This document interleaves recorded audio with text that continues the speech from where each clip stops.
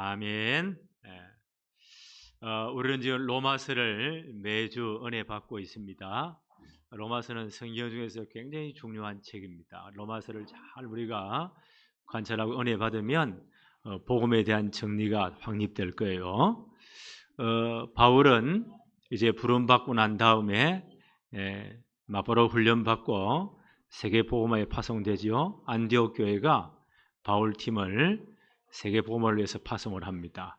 그래서 안디옥 교회 출발해서 한 바퀴 선교 마치 돌아오면 1차 선교 여행, 선교 보고 마치고 다시 이제 팀을 구성해서 다시 돌아오면 2차 선교 여행, 그리고 또 팀을 다시 구성을 해요. 그래 파송되어서 이제 3차 전도 여행은 좀 이제 기간이 길었습니다. 마치고는 에베소 지역에서 한 2년 반 정도 두란노 소원을 빌려서 본격적으로 일꾼들을 훈련시킵니다. 그래서 에베소 지역 전 지역에 소아시아 전역에 전도하러 캠프하러 팀들을 내보내요. 대단한 역사가 일어납니다.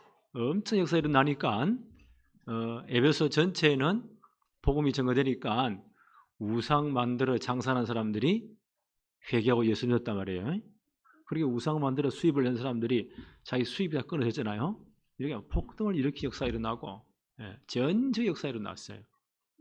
그때 바울이 중요한 하나님의 시간표를 선포합니다. 그게 사도행전 19장 21절입니다. 이제 내가 로마도 보아야 하리라. 뭘 봐야 된다고요? 로마도 보아야 하리라. 그 당시 기종이 한 전 유럽 전체는 어느 나라가 지배했죠? 로마가 지배했어요. 아마 지구 창조를 지금까지 가장 많은 땅을 차지하고 오랫동안 통치한 제국을 꼽으라면 로마 제국이에요. 그 로마의 수도가 지금 이탈리아 반도 있죠? 그 로마예요. 이제 로마로 갈 시간표다. 왜냐하면 거기에 모든 로마 전 지배권 안에 있는 나라에 똑똑한 사람들은 거기 다 모여 있어. 그렇잖아요? 지금도 세계적인 도시 뉴욕에는 모든 전 세계에 하여튼 돈 좋아하는 사람들 다 모여 있어. 그거 비슷해요. 유대인들이 지금 전 세계 돈을 다 차지하고 있잖아요. 제일 많이 모든 금융과 돈을 움직이는 모든 그런데 회사는 다 유대인들이 70% 80% 다 거기 들어가 있습니다. 그래서 세계 돈을 주물럭거리는 거예요. 똑똑한 사람들 다 모였어요. 만약 그 유대인들이 서울로 다 이사 온다. 그러면 전 세계 중심이 뭐가 됐죠? 대한민국이 되는 거예요. 나는 기도해요. 그날이 올 줄로 믿습니다. 하나님 역사를 움직이면 그럴 수도 있어요. 그래서 바울은 이제 로마로 갈 시간표다. 왜냐하면 거기 다 모여 있으니까 로마 복음화 세계 복음화니까 전 세계로 연결 다 되어지니까. 그러다가 이제 예루살렘 교회 가서 모든 선교를 마치고 로마에 파송돼야 되겠다. 가는 길에 고린도에 3개월 머물렀다고 했죠. 가이오 장로님 댁에 머물면서 아무리 계산해 보니까 한 몇 년 걸릴 것 같아. 삥 둘러간다면. 그래서 먼저 편지를 써보낸 거예요. 로마에 있는 성도들에게. 왜 편지를 써보냈냐? 그들이 정확한 복음을 이해하기 위해서. 그래 지금 계속 복음에 대해서 이런 측면에서 이런 측면에서 이런 측면에서 바울이 계속 소개하고 있는 거예요. 바울은 굉장히 뛰어난 율법학자예요. 바울이 태어난 길리기아 다소는 그 당시 도시 가운데 가장 철학과 학문이 발전된 도시 가운데 하나예요. 그래서 제대로 공부를 한 사람이에요. 또 성인식 마치고 그 당시 디아스포라 된 유대인들 남자아이들의 로망이 뭐냐? 성인식 마치고 예루살렘에 유학 가서 최고의 랍비 밑에서 율법을 공부해서 랍비가 되는 것, 바리새인 되는 것, 최고의 로망이었어요. 바울이 부모님이 대단한 분인 것 같아요. 그래서 이제 그 부모 대에 로마의 시민권을 신청했으니까 바울은 나면서부터 로마 시민권자예요. 그건 어마어마합니다. 지금 미국 시민권은 비교가 안 돼요. 그 로마 시민권은 그 당시 로마 전체 나라에 프리패스 어디니 다 갈 수 있어요. 하나님 그렇게 하신 것 같아요. 그리고 그 헬라 철학에 능통한 사람이에요. 그걸 다 배우고 이제 예루살렘 유학 갔어요. 최고의 랍비 밑에서 가말리엘이죠. 최고의 랍비입니다. 그 양반 밑에서 율법을 공부했어요. 대단한 사람입니다. 그리고 율법 전문가입니다. 이분이 이제 처음에는 복음을 잘못 이해해서 예수 믿는 사람들 엄청 핍박했죠. 그러다가 다메섹에 있는 예수들을 잡으러 가다가 부활하신 주님을 진짜 만나버렸습니다. 자기가 배운 모든 학문, 모든 세계관이 다 무너지는 거예요. 얼마나 충격을 받았든지 눈이 다 머물러버렸습니다. 아나니아는 제자가 와서 안수하니까 비늘 같은 데 벗겨지면서 시력이 회복되었죠. 그 순간부터 보세요. 복음의 증인으로 순교당하는 그날까지 평생 동안 복음 전한 거예요. 바울이 가진 복음이 얼마나 확실했느냐. 그 복음 전한 예수 그리스도의 부활의 복음 전하는 것 때문에 유대인들의 최고 의결기관 산해된 공회가 저놈의 새끼 죽이라고 극우파 유대인들 동원해가지고요 바울을 끝까지 따라다니면서 얼마나 방해하는지 모릅니다. 고린도 교회 바울이 편지했잖아요. 여러 가지 애를 먹이니까 이 사람들아 애를 먹이지 마라. 나는 그리스도의 흔적을 가졌다. 내가 이 복음 전거 때문에 40에 하나 가능한 매를 40에 하나 가면 몇 대예요? 39대. 그 매를 5번이나 맞았으며 유대인들이 잡혀가지고 우리는 그러니까 이거 우리나라 옛날 권장제도 있잖아요. 그거 비슷한가 보다. 그보다 더 아주 극형의 흥벌입니다. 사람을 아예 벗겨놓고 나무에 묶어놓고는 가족으로 큰 몽둥이를 만들어요. 가족이 얼마나 즐기겠어요. 그걸 물에 담고 나면 얼마나 그게 차지겠어요. 그거 가지고 39대를 때리는 겁니다. 의지한 사람은요 39대가 다 때리기 전에 죽어버립니다. 그런 매를 몇 번 맞았다고요? 5번이나. 이게 말이 됩니까? 아마 바울이 몸은 다 부러졌을 거예요. 3번 태장으로 맞았고 그 태장은 채찍질입니다. 여러분 영화에서 로마 군인들 채찍을 봤죠? 그 끝에다가요 아주 날카로운 쇠조각이나 뼈 조각을 붙여가지고 이 휘감 기면 당겨버리면 살점이 떨어져 나가는 거예요. 그걸 3번이나 맞았고 여러분 강의 위험과 바다의 위험과 강도의 위험과 그럼에도 불구하고 바울이 뭐라고 말해요? 내가 이 그리스도의 복음을 전하는 일을 마치려 하면은 내 생명을 조금도 귀한 것으로 여기지 아니합니다. 왜요? 그리스도는 모든 것이기 때문에. 이 복음은 모든 믿는 사람을 구원하시는 하나님의 능력이 됩니다. 복음에는 답이 없습니다. 바로 그분이 바울이에요. 로마에 가기 전에 먼저 편지를 써보내는데 나는 이 복음을 정말 너희들이 제대로 알기를 원합니다. 그래서 이런저런 이제 측면에서 복음을 쭉 설명했어요.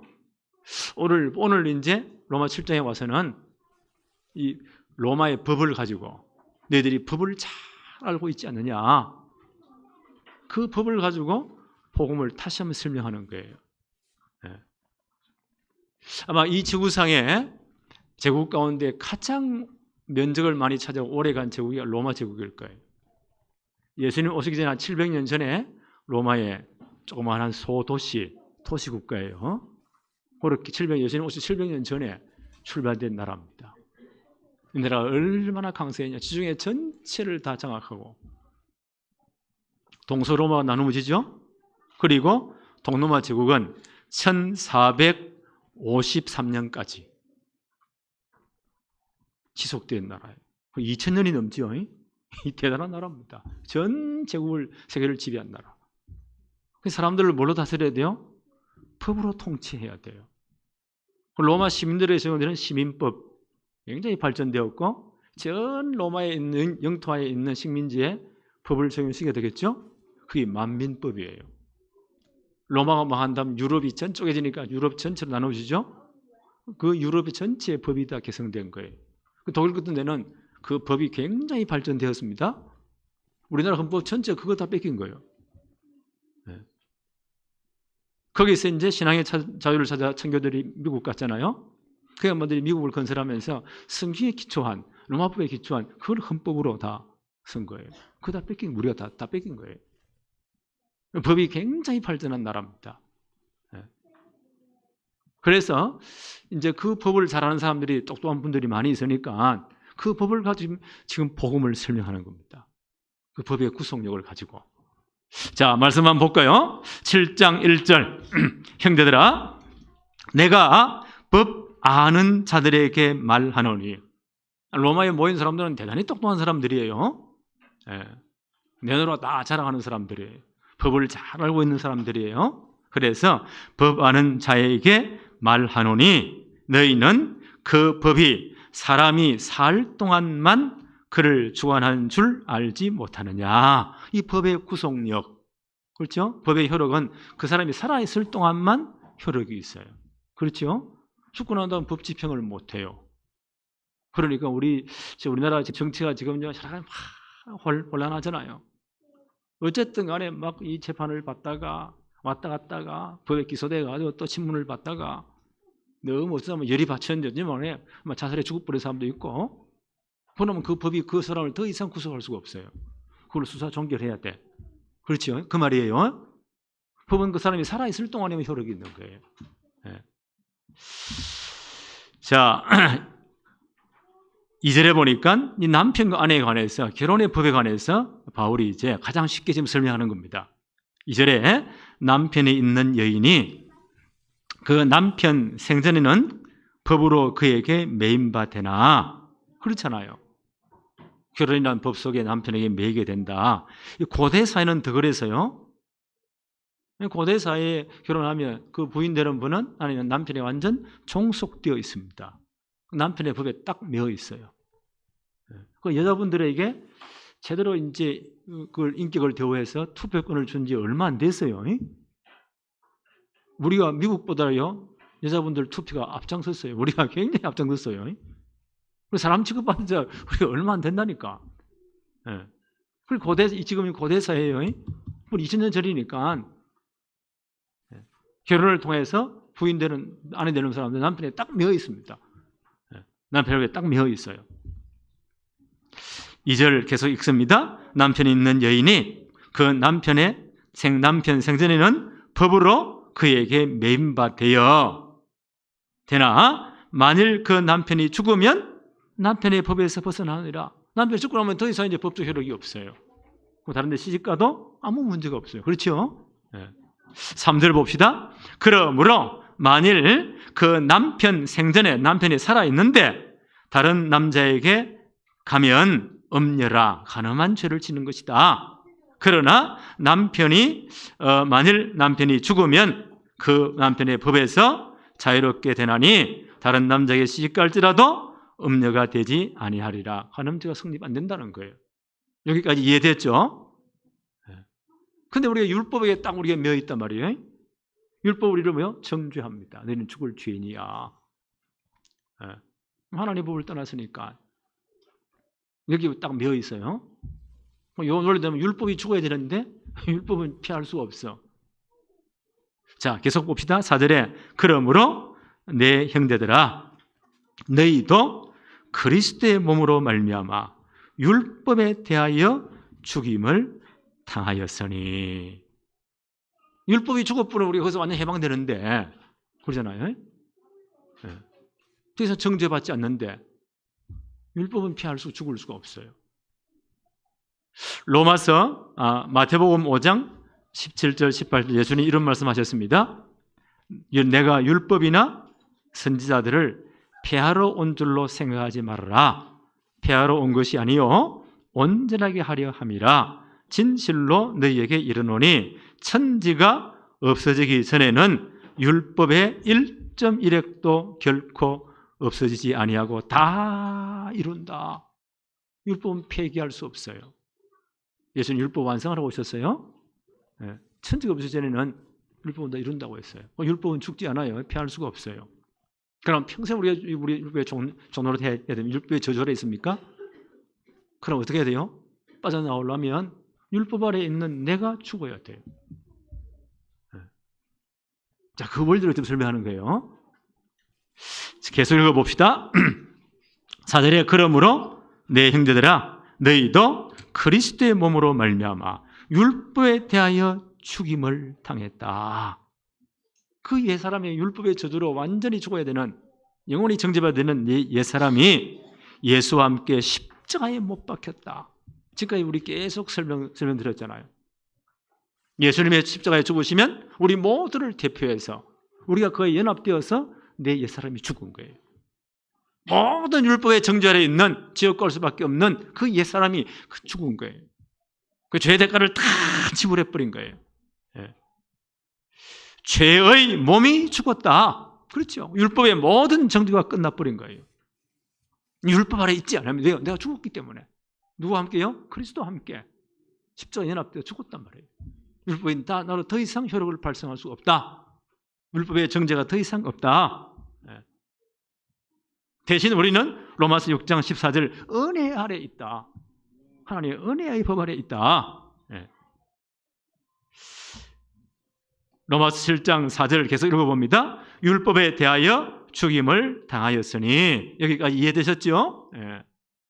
이는 다른 이 곧 죽은 자 가운데서 살아나신 이에게 가서 우리가 하나님을 위하여 열매를 맺게 하려 함이라.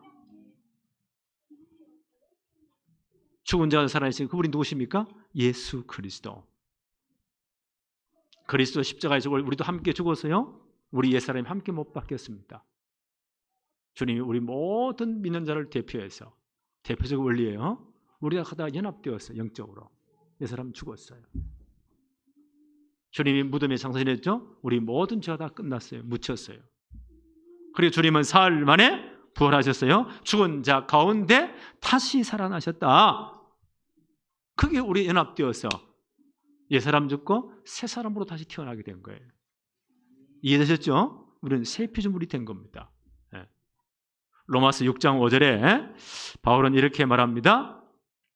6장 5절에 기록되어 있어요. 그리스도의 부활과 같은 모양으로 우리가 뭐요? 연합한 자가 되었다. 그래서 우리는 새 피조물이 된 겁니다. 고린도후서 5장 17절 누구든지 그리스도 안에 있으면 뭐 되었다고요? 새로운 피조물이 되었다. 이전 것은 지나갔으니 보라 새 것이 되었다. 옛사람 다 죽고, 그렇죠? 더 이상 율법이 정죄할 수 없어요. 이제는 새 피조물이 되었습니다. 그래서 우리는 하나님께 가서 하나님께 하나님을 위하여 열매를 맺게 하려 함이라. 이제 우리는요, 하나님의 영광을 위해서 열매를 맺는 삶을 살아야 된다. 바울이 이 논리를 설명하고 있습니다. 로마서 6장 22절 23절도 이렇게 설명합니다. 그러나 이제는 너희가 죄로부터 해방되고 하나님께 종이 되어 거룩함에 이르는 열매를 맺으니 그 마지막은 영생이라. 죄의 저주에서 완전히 해방되어 버렸습니다. 이제 뭐요? 우리는 의의 종이 되었고 그리스도의 종이 되었고 순종의 종이 되었고 하나님께 종이 되었습니다. 그렇죠? 지난번 설교 내용이에요. 그래서 우리는 하나님 거룩함에 이르는 열매를 맺게 되었다. 그 마지막의 열매의 마지막이 영원한 생명, 영생이다. 그렇죠? 영원한 천국 백성이 되었다. 바울이 설명하는 논리입니다. 죄의 삭선 사망이요, 하나님의 은사를 은혜로운 선물은 그리스도 예수 안에 그리스도 예수 우리 주 안에 있는 영생이니라. 우리는 이 열매를 맺게 되었습니다. 지난번 설명드렸죠. 예수님의 포도나무 비유에서 예수님이 뭐요? 포도나무 줄기예요. 우리가 예수 그리스도를 진짜 영접함으로 십자가에 옛사람 죽었어요. 죄의 사람 죽었어요. 더 이상 율법의 정죄가 없어요. 이제 새 피조물이 되었어요. 그럼 우리를 나무된 포도나무 된 그리스도에게요 접붙임 당했어요. 가지가 딱 되어버렸습니다. 그럼 뭐요? 포도나무 줄기에서부터 진액이 나와서 열매를 맺게 되었습니다. 우리는 이런 사람이 되었다. 여기까지 이해되셨죠? 우리는 이 축복받은 사람이 되었다. 이걸 새 피조물이라고 해요. 율법의 모든 정죄에서 끝났다. 너희들은 그리스도에 주교 대신 그리스도에 붙어서 가지가 되었다. 가지가 붙어 있으면 절로 열매를 맺을 수밖에 없다.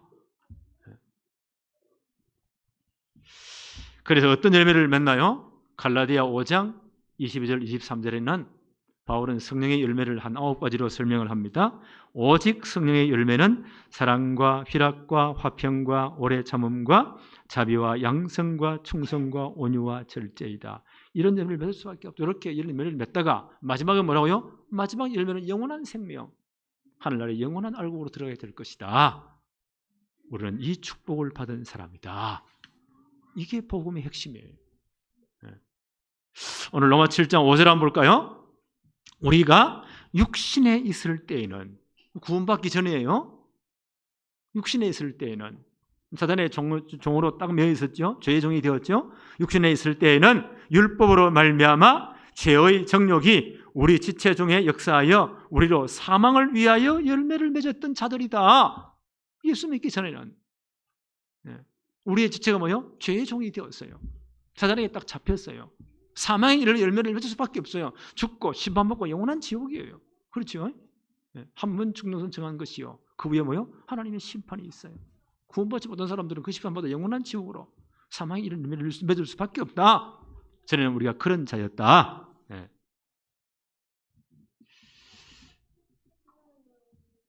계속 말씀 한번 볼까요? 7장 6절. 이제는, 이렇게 번역하면 정확해요. 그러나 이제는. 예수 믿기 전에는 그랬는데, 그러나 이제 예수님을 영접했잖아요. 하나님 백성 되었잖아요. 새 피조물 되었어요. 그러나 이제는 우리가 얽매였던 것에 대하여 죽었으므로, 죄의 종에서 우리가 다 죽었습니다. 더 이상 죄의 권세 우리를요 영향을 줄 수가 없어요. 율법이 우리를 저주할 수가 없어요.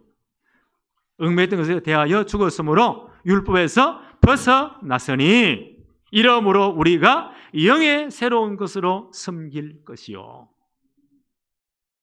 율법의 모든 저주에서 끝났어요. 그리스도의 부활과 우리는요 새 피조물이 되었어요. 포도나무는 그리스도의 접붙임 당했어요. 우리는 절로 열매를 맺을 수밖에 없습니다. 이제 우리는 어떻게 살아야 돼요? 영의 새로운 것으로 하나님을 섬기는 사람이 되었다. 성령의 새로운 것으로 하나님을 섬기는 자들이 되었다. 오늘 제목 한번 볼까요? 성령의 새로운 것으로 섬기는 복음. 우리는 이 복음의 축복 속에 있다. 자, 오늘 이 바울의 심정을 한번 보세요. 어쨌든 이 로마에 있는 성도들에게 여러분 복음은 이런 것입니다. 이런 면으로 또 설명하고, 또 그들이 법을 잘 아니까 자랑하니까 법을 가지고 또 이렇게 설명하고 또 이렇게 설명하고. 왜요? 이 복음에는 다른 길이 없으니까. 나는 로마에 너에게 이 복음을 내가 말해주고 싶습니다. 그런데 로마에 가기를 내가 진짜 간절히 기도합니다. 먼저 편지를 써보냅니다. 이 복음은 모든 믿는 자를 구원하시는 하나님의 능력이 됩니다. 복음에 다른 게 절대 없습니다. 오늘 법은 이 법적인 용어를 가지고 바울이 복음을 설명해요. 여러분, 이 복음을 받은 사람입니다. 율법의 모든 정죄에서 끝났습니다. 왜요? 내가 그리스도와 함께 죽었기 때문입니다. 그리스도의 부활과 함께 연합되어서 우리는 새 피조물이 되었습니다. 포도나무 줄기 대신 그리스도의 가지로 딱 접붙여 당했습니다. 그래서 열매를 맺을 수밖에 없습니다. 갈라디아 교회 편지하면서요, 성령의 열매, 이런 열매들이 있습니다. 한번 점검해 보세요. 오직 성령의 열매는 사랑과 희락과 화평과 오래 참음과 자비, 양성, 충성, 온유와 절제입니다. 이런 열매가 있는지 잘 점검해 보세요. 그 말이에요. 이제 우리는 성령이 주시는 새로운 생명으로 하나님을 섬기는 사람이 되었다. 우리는 의의 종이 되었어요. 그렇죠? 그리스도의 순종의 종이 되었어요. 하나님께 종이 되었습니다. 계속 봅니다. 7절에 그런즉 우리가 무슨 말을 하리요?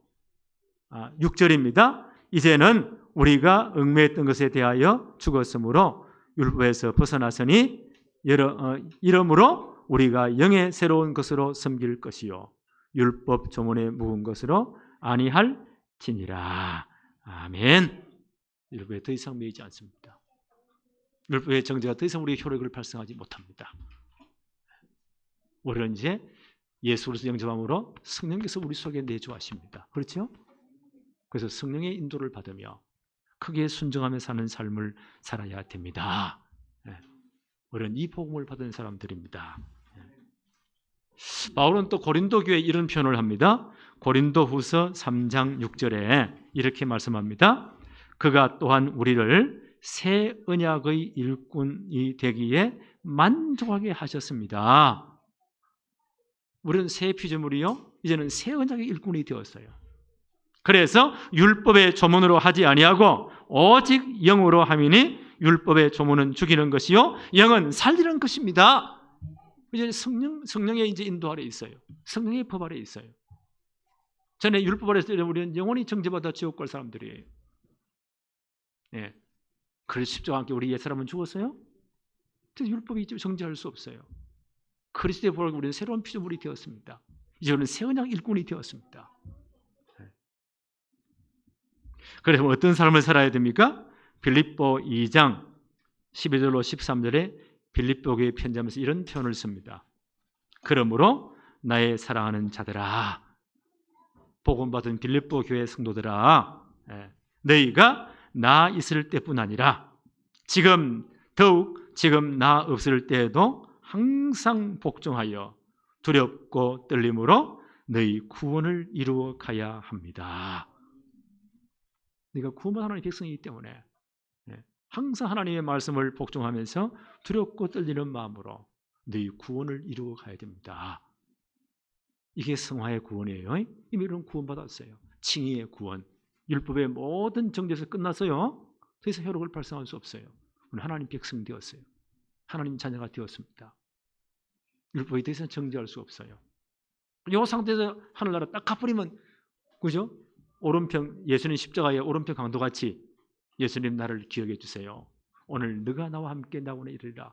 딱 가버리면 끝나버려요. 갈등 없어. 이러면 참 좋은데 우리는 살아있는 기간이 있어요.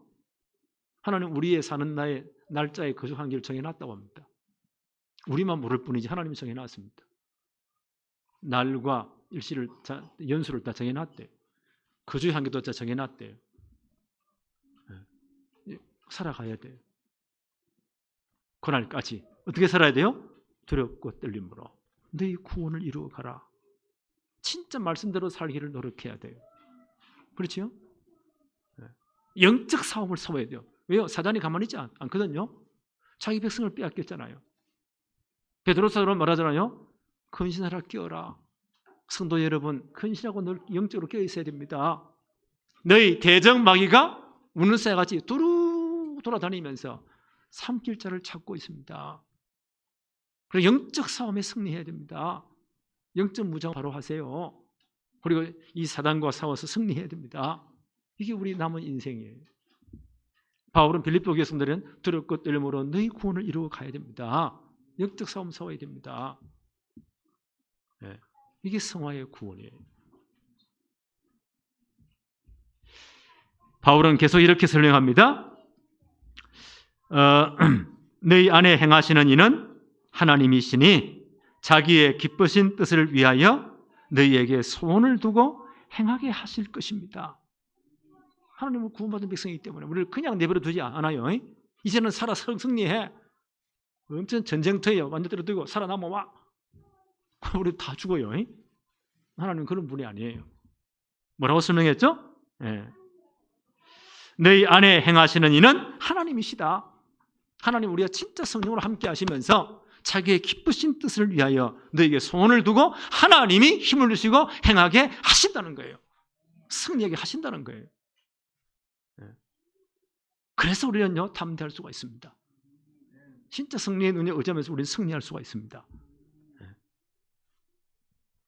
그래서 정말 구원받고 진짜 믿음에 승리한 그 예를 한번 들어볼까요? 누가복음 19장 1절로 9절 삭개오 사건이에요.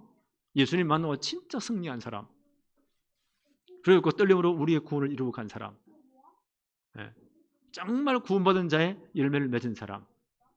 누가복음 19장 1절로 9절 삭개오라는 분이에요. 이분은 세리장이었습니다. 그 당시 로마가 전 세계를 장악하면서요. 팍스 로마나 들어봤죠? 로마의 힘에 의한 평화.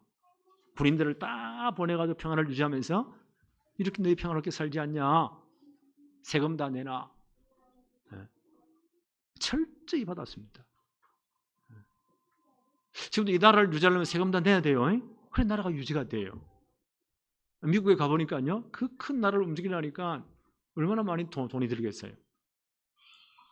미국의 제일 큰 죄가 뭐냐? 세금 떼먹는 거. 이건 끝까지 추적을 해요. 로마도 그랬어요. 끔찍한 제국을 유지하려니까 세금 다 내놔. 로마 군인들이 와가지고요. 이스라엘 땅에 와요. 야 세금 내. 누가 내겠어요? 다 튀어버리지? 그래서 로마가 꾀를 썼습니다. 이 법이 발전한 나라니까 법을 정했어요. 그 이스라엘 나라 식민지 가운데 아주 똑똑한 사람들, 계산이 굉장히 빠른 사람들, 그 나라 말도 잘하고 로마 말도 잘하고 언어가 돼야 돼요. 보호를 철저히 해야 되니까 이런 분들을 싹 골라가지고 세금쟁이들 세무 공무원으로 세웠어요. 자기 나라니까 자기 나라 엄청 잘 알잖아요. 요 지역에는 인구가 얼마, 수입이 얼마니까 1년에 얼마 세금을 내야 돼. 그러나서요, 이 세금 공무원들에게는 월급을 안 줘요. 너희들이 하여튼 모든 능력을 다해서 세금을 거두었으면 로마 정부가 결정한 요만큼만 딱 내. 그 나머지가 너희들 월급의 수입이야. 이야, 희한한 법이죠. 그럼 이 사람 어떻게 하겠어요? 좀 나쁜 사람 같으면 있는 힘을 다해서 자기 민족의 피를 다 빠는 겁니다. 세금 다 내놔. 로마의 엄청난 공권력을 동원해서 다 뜯어내겠죠? 그 로마에는요 정한 것만 딱 바치고 나머지는 뭐요? 인바이 포켓. 하여튼 이런 못된 사람 엄청 많았어요. 그러니까 그 당시요 유대인들 가운데 제일 악랄한 죄인이 누구냐? 세금쟁이들. 우리 피를 빤다는 거야.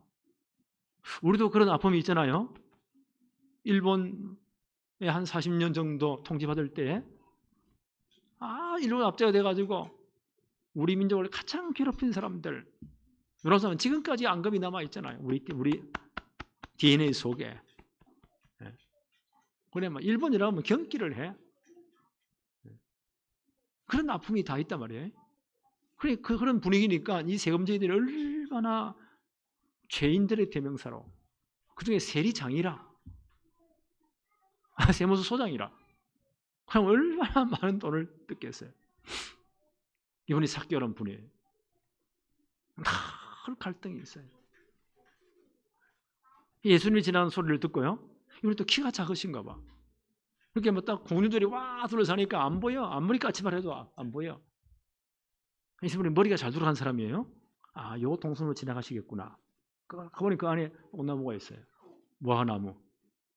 나무에 올라가야 되겠다. 나무에 그 어른이 기어 올라간 거예요. 얼마나 갈급해서 예수님 만나야 되니까.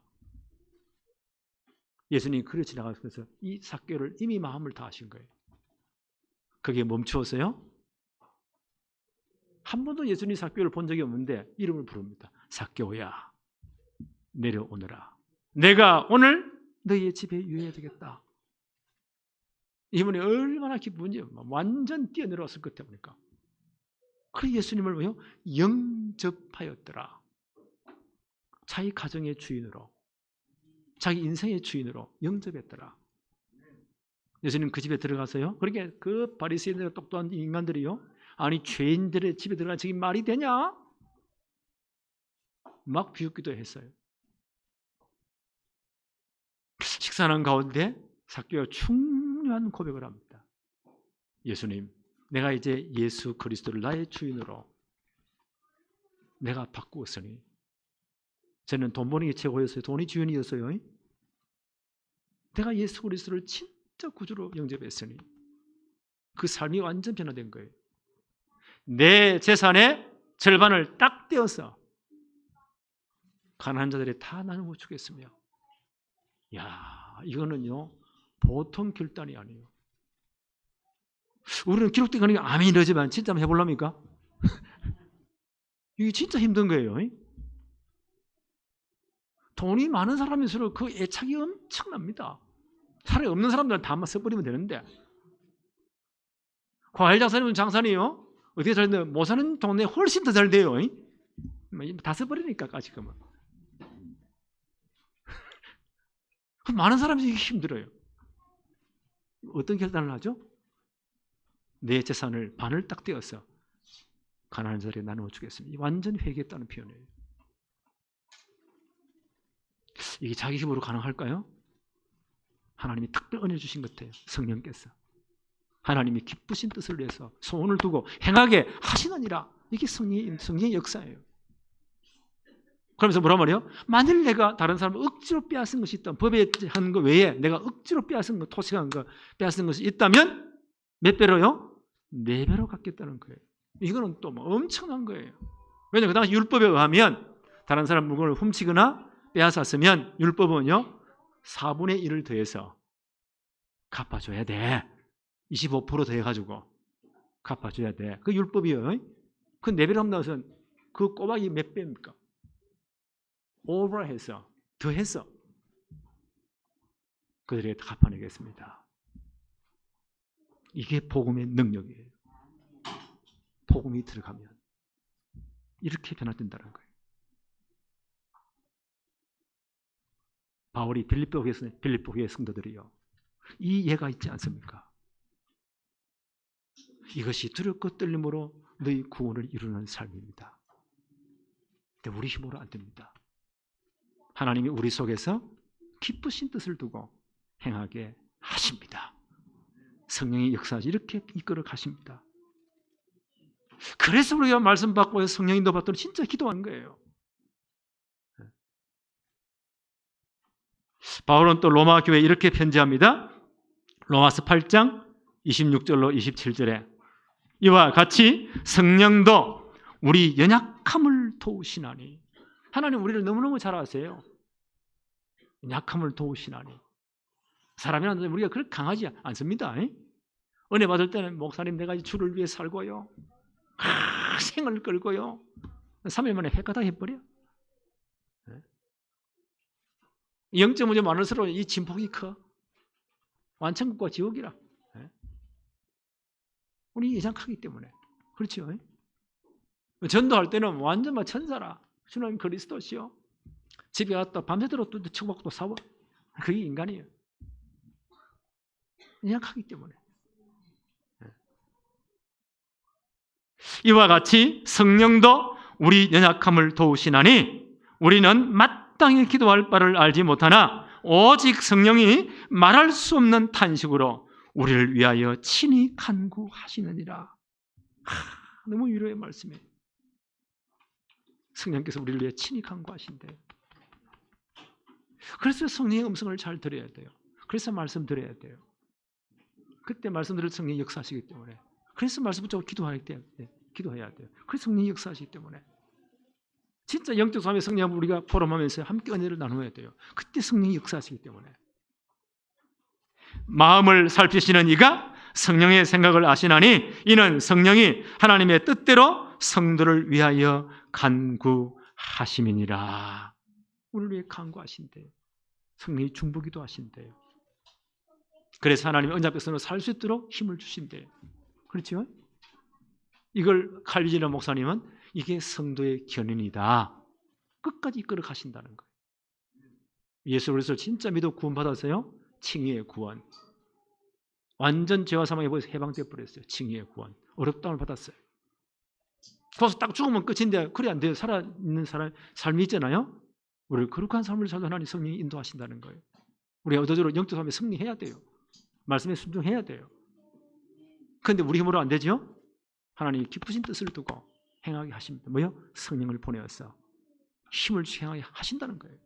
끝까지 우리를 이끌어 가신다. 성도의 견인. 우리는 이 구원 축복 속에 있습니다. 지금부터 뭐 해야 돼요? 성령께서 내게 정말 역사해 주세요. 내게 힘을 더해 주세요. 그래서 기도하는 거예요. 한주환도 이 엄청난 구원의 축복 속에 성령의 은혜로 승리하시기를 바랍니다. 하나님 아버지 감사합니다. 오늘도 로마서의 이 귀한 말씀을 통해서 바울이 로마 교회에 있는 성도들에게 엄청난 이 복음을 설명하기 위해서 이런저런 설명을 하는 가운데 오늘 법을 가지고 이 법의 구성력을 가지고 복음을 설명함을 들었습니다. 이제 우리가 예수 그리스도를 영접함으로 모든 율법의 저주에 해방된 것 감사합니다. 성령께서 내 안에 계시면서 이제는 주님 오는 그날까지, 부름받는 그날까지 이제 하나님께서 우리 속에 소원을 두시고 하나님의 기쁘신 삶을 살도록 역사하심을 감사합니다. 성령이 온전히 나를 지배하여 주옵소서. 그리고 정말 성령의 인도받게 하여 주옵소서. 능력을 더하여 주옵소서. 능히 그리스도의 삶을 살도록 축복해 주옵소서.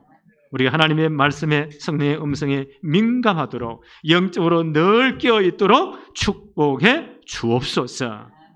예수 그리스도 이름으로 기도하옵나이다. 아멘.